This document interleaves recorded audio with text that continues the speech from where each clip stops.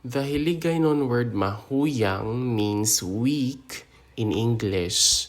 Mahuyang, mahuyang.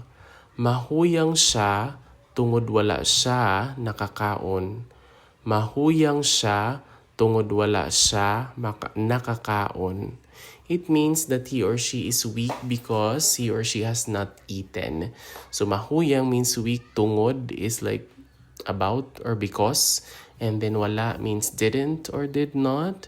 Kaon is like eat. So he or she is weak because he or she was not able to eat. Mahuyang siya tungod wala siya nakakaon. Mahuyang siya tungod wala siya nakakaon. Mahuyang nga tawo ang nagapahuway. Mahuyang nga tawo ang nagapahuway. It means that a weak person is resting. Mahuyang ang tawo nga nagapahuway. Tawo is a person, and then pahuway is to like rest. So a weak person is if a weak person is resting. Mahuyang ang tawo nga nagapahuway. Mahuyang ang tawo nga nagapahuway. Mahuyang ang iya tingog. Mahuyang ang iya tingog. It means that his or her voice is weak. Mahuyang means weak, and then iya is his or her, and then tingog is voice. Mahuyang ang iya tingog.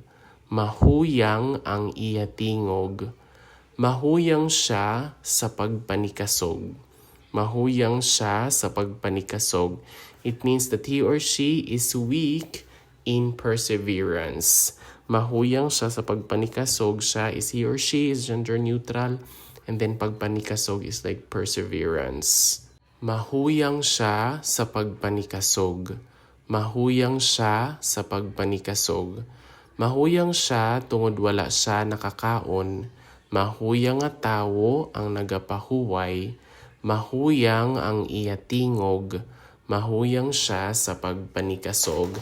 And that is all for the Hiligaynon word mahuyang, which means weak in English. Mahuyang, mahuyang.